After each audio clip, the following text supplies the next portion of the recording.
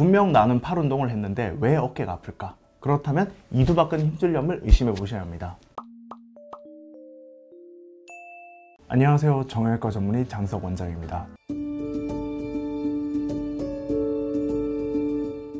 최근에 근력 운동이나 구기 종목을 즐기는 분들이 늘어나면서 운동 후에 어깨 앞쪽 통증을 호소하시는 분들이 꾸준히 늘고 있습니다. 이런 경우 비교적 널리 알려진 회전근개 힘줄의 문제로 생각하여 병원을 찾아주시는 분들이 종종 계십니다. 그러나 회전근개와 이두박근 힘줄은 연관성이 존재하지만 엄연히 별개의 질환이기 때문에 반드시 이두박근 힘줄염에 대한 확인도 필요합니다. 예로부터 불룩 튀어나온 이두박근은 창작물에서 흔하게 힘과 근육을 상징하는 비유로 사용되어 왔습니다. 이두박근은 흔히 잘 알려진 것처럼 전환을 구부리고 외회전시키는 근육입니다. 전환 아래쪽에서 시작하여 이두박근 근육을 형성하며 어깨로 올라오면서 두 갈래로 갈라져서 붙게 됩니다. 이렇게 갈라진 모양이 머리가 두 개 달린 것처럼 보여서 이두박근이라고 부르고, 각각의 힘줄을 짧은 쪽 머리인 안쪽인 단두와 긴 쪽 머리인 장두라고 부릅니다. 그리고 갈라진 이두박근 중에서 짧은 쪽은 몸에 가까운 오무 돌기에 붙고, 긴 쪽은 어깨 상완골 머리를 감고 올라가서 어깨 관절 안쪽으로 들어가게 됩니다.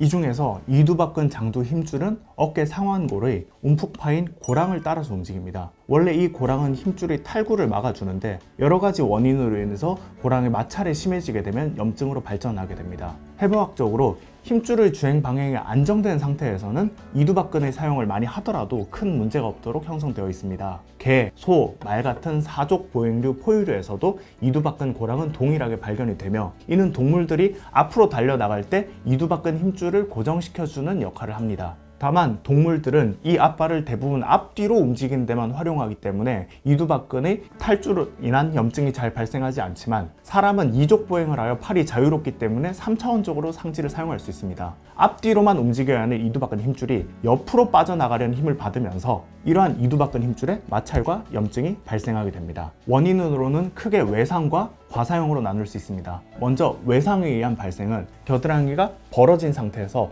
갑자기 회전을 받는 경우에 발생할 수 있습니다. 예를 들어서 팔을 비틀어 꺾인 경우에 발생하게 되는데, 급작스럽게 이두박근 힘줄이 손상을 입으면서 염증과 통증이 발생하게 됩니다. 운동이 원인인 환자들에서는 근력 운동 및 테니스, 야구 등의 구기 종목이 그 원인이며, 역시 겨드랑이 벌어진 상태에서 던지는 동작의 회전이 들어간 동작, 서브를 걷어내거나 공을 던지는 동작이 반복될 경우에 발생하게 됩니다. 또한 직업적으로는 높은 선반이 물건을 꺼내거나 박스 옮기기, 밧줄 당기기 등의 당기는 동작이 많은 경우, 또는 작업대가 높아서 작업 동작 시에 겨드랑이 열리는 경우에 만성염증으로 진행할 수 있습니다. 이두박근 힘줄염은 대부분 비수술적 치료로 완치가 가능합니다. 가장 기본적인 약물과 물리치료를 바탕으로 하여 마찰이 발생한 이두박근 힘줄의 주행 경로에 대한 염증 치료를 하는 것이 핵심입니다. 가장 표준화된 치료는 이두박근 힘줄에 대한 주사 치료입니다. 이두박근 힘줄은 피부에 가까이 있고 손으로 촉지하기가 쉬워서 치료 정확도가 높습니다.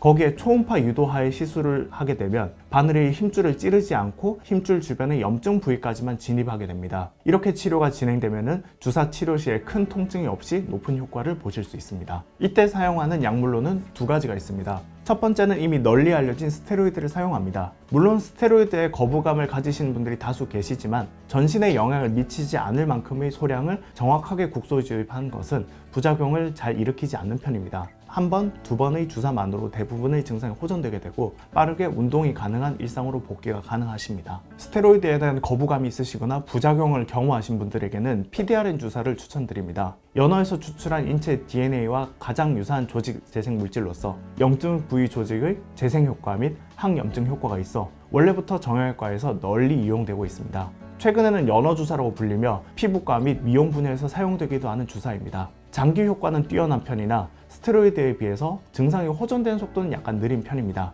그러나 부작용이나 내성이 없어 청소년이나 고령자에게도 안전하게 사용할 수 있기 때문에 추천드립니다. 그리고 주사 자체가 싫으신 분께는 충격파 치료를 권장드립니다. 힘줄 부위에 직접 충격파를 가하여 혈관 및 조직 재생을 촉진시켜 이두박근 힘줄이 염증을 깔아앉히고 힘줄을 회복시킨 치료입니다. 직접적인 주사 주입이 없기 때문에 피부 트러블이나 주사 부작용이 발생하지는 않으나 시술 시에 그 특유의 불편한 통증은 감안하셔야 합니다. 말씀드린 세 가지 치료 중에 어떠한 치료가 절대적으로 우월한 것은 아니며 환자에 따른 약간의 차이가 있지만 세 치료 모두 효과가 있기 때문에 환자분의 판단하에 치료를 선택하셔도 좋습니다. 대부분의 환자에서 비수술적 치료로 효과를 보시지만 이두박근 힘줄이 마모 상태가 극심하거나 지속적인 탈구로 일상생활이 어려운 경우에는 수술적 치료를 진행하게 됩니다. 수술 치료에는 크게 두 가지 방법이 있는데, 첫 번째는 이두박근 힘줄이 부착 부위로 옮겨주는 이두박근 힘줄 고정술이 있습니다. 이두박근 힘줄 고랑에서의 마찰과 마모가 주 통증의 원인이 되므로 힘줄의 시작 부위인 어깨 관절 안쪽에서 이두박근 힘줄을 떼어낸 후에 짧게 길이를 줄여 힘줄이 긴장을 유지한 상태로 힘줄을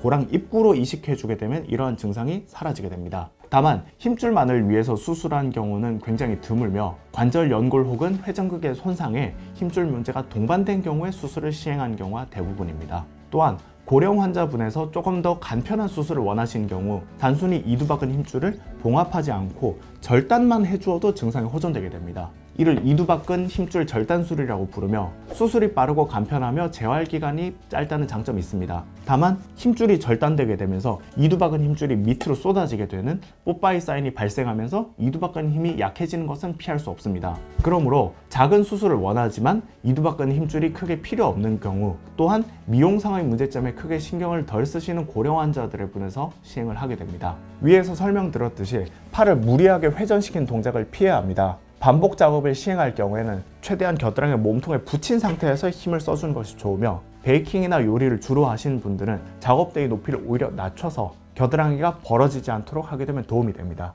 또한 주무실 때 팔을 위로 들고 만세 자세에서 수면을 취하거나 옆으로 주무신 경우에는 수면 중에 이두박근 힘줄이 마찰을 유발할 수 있습니다. 증상이 없는 분들은 괜찮지만 이두박근 힘줄 질환을 경험하신 분들에서는 팔을 내리고 주무시는 것을 권장드립니다.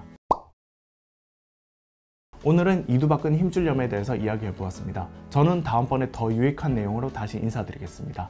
감사합니다.